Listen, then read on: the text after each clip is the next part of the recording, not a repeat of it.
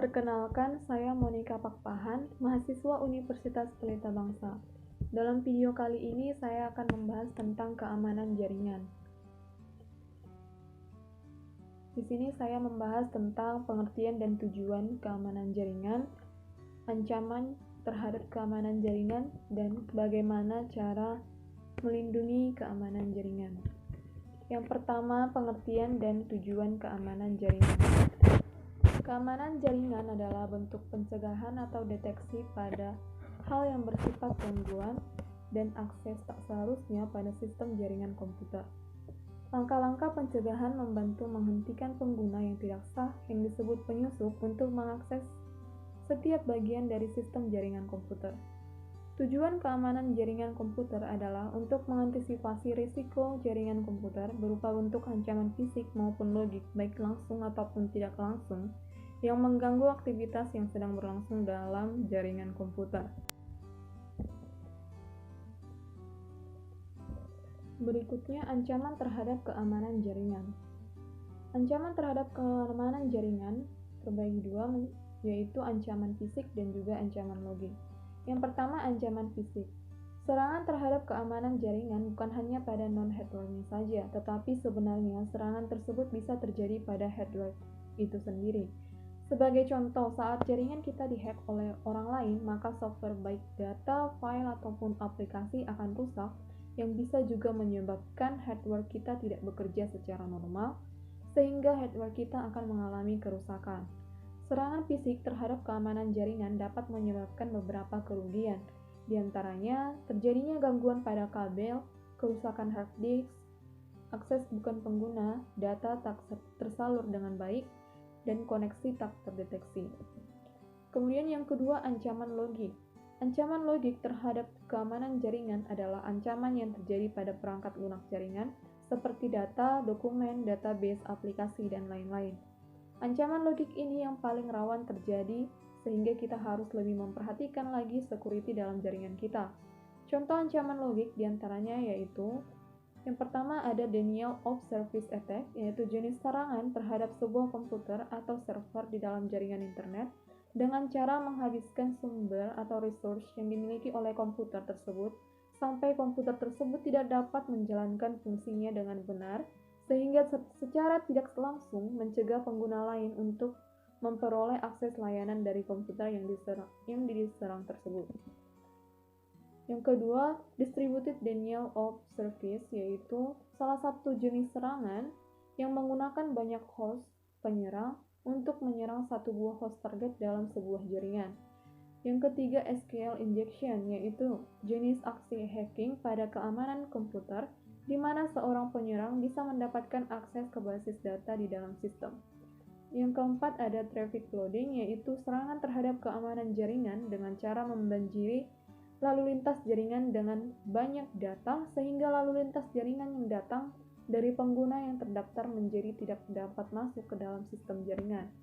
Yang kelima, request loading, yaitu serangan terhadap keamanan jaringan dengan cara membanjiri jaringan melalui banyak request terhadap sebuah layanan jaringan yang disediakan oleh sebuah host sehingga request yang datang dari pengguna terdaftar tidak dapat dilayani oleh layanan tersebut. Yang keenam ada deface, yaitu serangan pada perubahan tampilan dengan cara mengganti atau menyisipkan file pada server. Cara ini dapat dilakukan karena terdapat celah pada sistem security yang ada di dalam sebuah jaringan. Yang ketujuh, social engineering. Social engineering yaitu serangan pada sisi sosial dengan memanfaatkan kepercayaan pengguna. Yang kedelapan, malicious code, yaitu serangan dengan menggunakan kode berbahaya dengan menyisipkan virus, worm, atau Trojan horse. Virus ini merupakan program merusak yang mereplikasi dirinya pada boot sektor atau dokumen. Worm merupakan virus yang mereplikasi diri tidak merubah file, tapi ada di memori aktif. Kemudian Trojan horse merupakan program yang sepertinya bermanfaat, padahal tidak, karena uploaded hidden program dan script perintah yang membuat sistem rentan gangguan. Yang kesembilan, spoofing, yaitu memalsukan alamat web dengan membuat web yang identik dengan web aslinya untuk mendapatkan username dan password. Yang ke-10, cracker, yaitu sekumpulan orang yang mempelajari sistem secara diam-diam dengan maksud menyerang atau merusak sistem tersebut. Yang ke-10 ada port scanning, yaitu mencoba mencari tahu port atau layanan yang tersedia di server. Yang 11 packet sniffer, yaitu serangan dengan menangkap paket yang lewat dalam sebuah jaringan. Yang ke-12 phishing, yaitu suatu metode untuk melakukan penipuan dengan mengelabui target dengan maksud untuk mencuri akun target. Kemudian, bagaimana cara melindungi keamanan jaringan? Di sini saya membuat beberapa cara. Yang pertama ada menggunakan password. Saat membuat password, sangat direkomendasikan untuk membuatnya dengan kombinasi antara huruf, karakter, serta angka unik. Selain itu, sangat disarankan juga untuk mengaktifkan double autentikasi agar semakin mempersulit penyerang untuk meretas data kita. Yang kedua, membuat desain sistem yang aman. Agar sistem keamanan jaringan komputer aman, sebaiknya dibuatkan desain sistem yang aman dengan cara membedakan hak akses untuk setiap user sesuai dengan kebutuhannya masing-masing. Yang ketiga, hindari link yang tidak jelas sumbernya. Mengingat cybercrime atau kejahatan dunia maya setiap hari semakin meningkat, maka sangat disarankan untuk terus waspada terhadap berbagai hal yang masuk ke email kita melalui link atau hyperlink. Yang keempat, jangan memberikan informasi pribadi. Hal ini bertujuan agar seluruh data pribadi kita tidak disalahpergunakan untuk melakukan tindak kriminalitas seperti pencurian, penipuan, dan tindak kejahatan lainnya. Yang kelima, menggunakan software antivirus. Software antivirus ini berfungsi untuk menjaga seluruh keamanan sistem jaringan dan komputer dari para peretas yang hendak melakukan perusakan atau mencuri informasi pribadi kita. Yang keenam, menggunakan software resmi. Tujuannya agar sistem keamanan jaringan komputer tetap aman, sebaiknya kita menggunakan software resmi dan menghindari menggunakan software bajakan. Yang ketujuh, menggunakan cloud computing. Teknologi cloud computing telah menjamin sistem keamanan mereka karena telah ada yang mengatur standarisasinya. Selain itu, teknologi ini juga mempunyai beberapa kelebihan seperti kemudahan akses, lebih hemat, murah, dan fleksibel.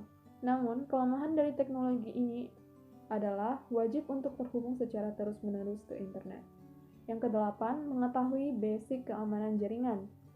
Salah satu sasaran utama seorang hacker adalah orang awam yang tidak mengetahui sama sekali tentang keamanan jaringan.